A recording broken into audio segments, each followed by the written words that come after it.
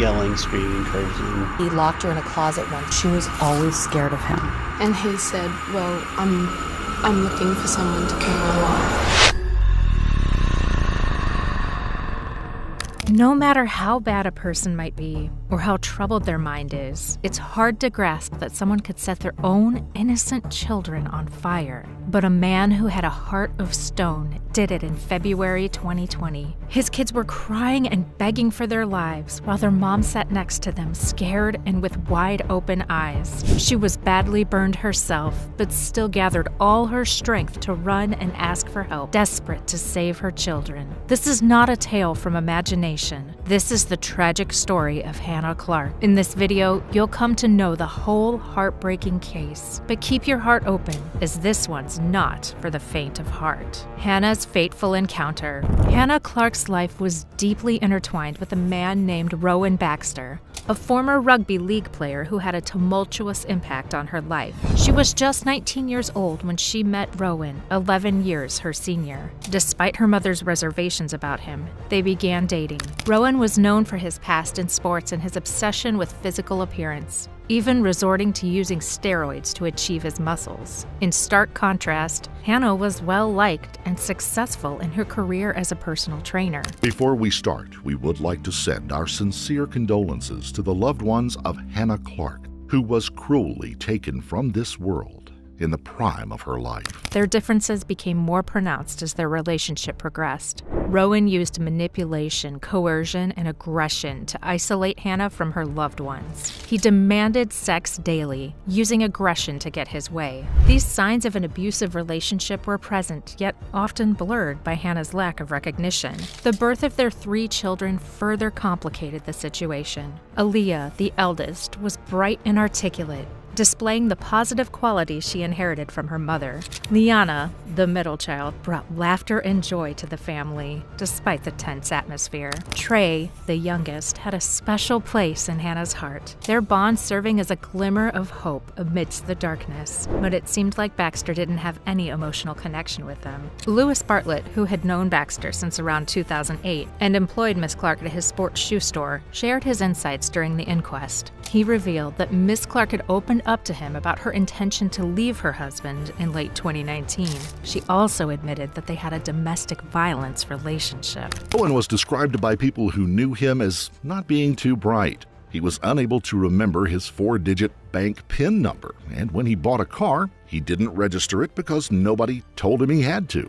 Hannah's stark prediction. According to Mr. Bartlett, Baxter hadn't physically hit her, but he had engaged in other troubling actions that she didn't specify. Miss Clark confided in him that she felt restricted by Baxter's control. She said, "I can't do anything without Baxter's permission," and even mentioned that her husband prohibited her from wearing shorts to work. In the weeks leading up to her tragic death, Miss Clark approached Mr. Bartlett with a somber request. She asked him how to write a will. She wanted to ensure that if something were to happen to her, her children would be cared for by the right people. Mr. Bartlett recalled her words, "I want to make sure my children are well looked after." When Mr. Bartlett reassured her that nothing bad would happen, Miss Clark's response was chilling. She said, "No, he's going to try and kill me." Despite her fears, Miss Clark reached out to the police about her concerns. She believed that they would intervene and put protective measures in place. In 2019, life became unbearable for Hannah. Rowan was controlling and abusive, emotionally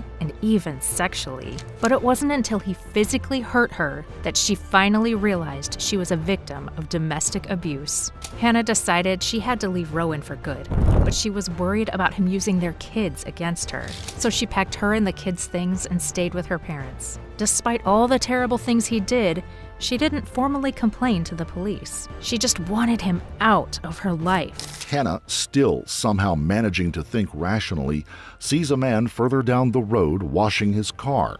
Whatever was going to happen, she wanted to have a witness.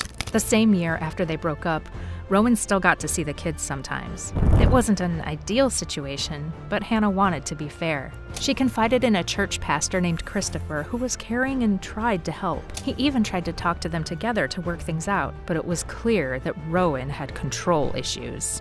The final morning unfolds. Things got worse on Boxing Day. Rowan took one of their kids and disappeared for 2 days. The police found the child safe, but this was a turning point for Hannah. She finally reported Rowan's behavior and got a restraining order against him. Unfortunately, he still got joint custody of the kids, which just gave him more opportunities to hurt her, both mentally and physically. If you have made it to this end, don't go without subscribing to the channel. The next day, Rowan took his children out and then brought them back to Hannah's parents' house, just like he was supposed to. But out of anger or some kind of messed up motivation, Rowan had attached pictures of Hannah in her underwear all over the outside of his car.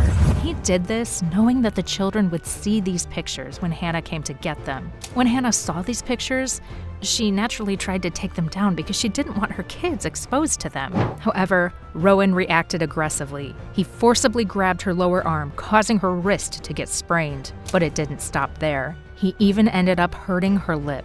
This was definitely a clear case of physical assault, where he physically harmed her. It's really awful and shows just how far his abusive behavior had escalated. The final chapter of this tragic case unfolded on the 19th of February 2020 at 8:30 in the morning. On that day, Hannah Clark was following her usual routine, leaving her parents' home to take her 3 children to school. They got into her Kia Sportage car when Rowan Baxter forced his way into the passenger seat.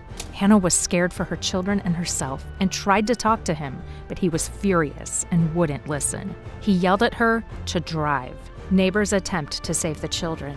As they drove, Hannah saw a man named Michael Zemek washing his car on the street. She wanted a witness, so she yelled out to him, "Call the police! He's trying to kill me! He poured petrol on me!" Baxter had brought gasoline, and he heartlessly poured it all over Hannah and the children. Then he lit a lighter and set everything on fire. Michael Zemek, the man washing his car, saw the horrifying scene unfold. He saw Hannah burning and screaming. Despite the danger, he tried to help by using a hose to put out the flames on her. Hannah's body was severely burned, but she managed to crawl out of the car. The flames were intense, and Hannah was engulfed in fire. But even in that horrifying moment, her thoughts were with her children. She cried out, "My babies are in the car! Why didn't I just stay in the car with them?" She was aware that her time was running out, but she never stopped fighting. She told one bystander, "I can't believe he's done this. Where are my babies? Where are my kids? That's my babies in there." And worse still, knowing that her children had been taken away from her, she still managed to stand up to the coward who made her life miserable for all of those years. Hannah's focus remained on her children. She fought through her agonizing pain to give statements to the police. She named Baxter as the attacker and described the events. Despite her injuries, she wanted justice for her kids.